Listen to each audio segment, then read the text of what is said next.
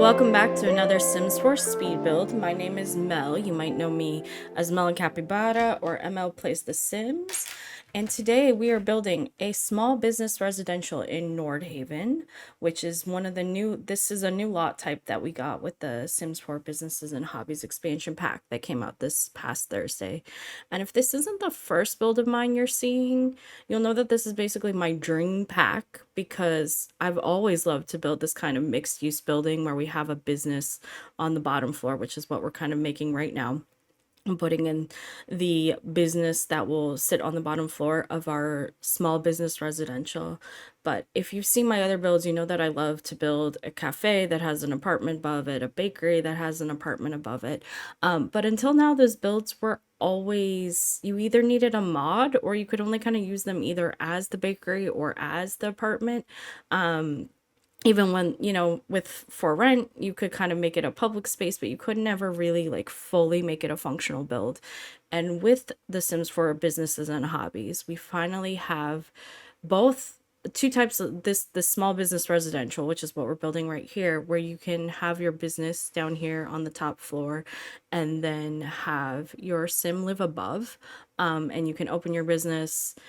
We got a ton of options for businesses.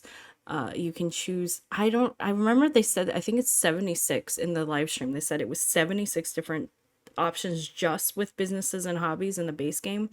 And there's more options. Like if you have cats and dogs, you can build a cat cafe, which I will absolutely be doing. I have so many ideas now because this is my favorite type of build. But right now we're building what is rare for me is an unfurnished build because I want to do a rags to riches challenge with this. I want my sim to be able to buy this and I want it to be somewhat affordable. It comes in at just under the 20 grand that your sim starts with, so it is technically a starter. You will be pretty tight after that.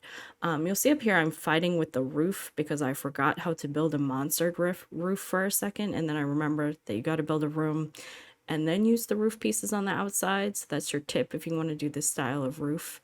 This is also going to be one of the shortest build videos I've ever posted on this channel because it's not decorated, and that's where I apparently lose most of my time because as you'll see, we're almost already done with this build, which is crazy. But we're going to do some decorating outside. I do end up swapping out this ivy for the ivy from Cottage Living. This isn't just base game and business and hobbies. I kind of tried to keep it pack limited, but I have quite a few EPs that I do use, but most of it's just decorative stuff. So like most of this you won't miss. Like the bikes come from a few different packs. I think one is the Cottage Living bike. I use like the Grim Rewards bike just to kind of vary it, but you don't need all those. Most of the stuff, like most of the structure of the house is from business and hobbies. So if you only wanted to buy business, like these plants are from Werewolves. I think it's the only thing from Werewolves in the whole pack. I end up swapping out this ivy for Cottage Living ivy eventually, but like you don't need the ivy. It's things like that. It's just some decorative things. The base structure of the house is just business and hobbies and base games. So if you want to download it with just those two packs, you could absolutely do that. Even like I use a lot of like the like broken tile and stuff, I think from For Rent, and the like grungy dirtiness from For Rent, which I love. I didn't really ever get to build anything with For Rent. It was just a busy time in my life, but oh my gosh, I love those details. That's what I'm adding right now. But basically this idea is that you could buy this, start kind of up from nothing, buy this as your starter, put your business in, but you'll probably, you might have to grind a little bit to get your money to actually put your business in, since it is unfurnished on the bottom.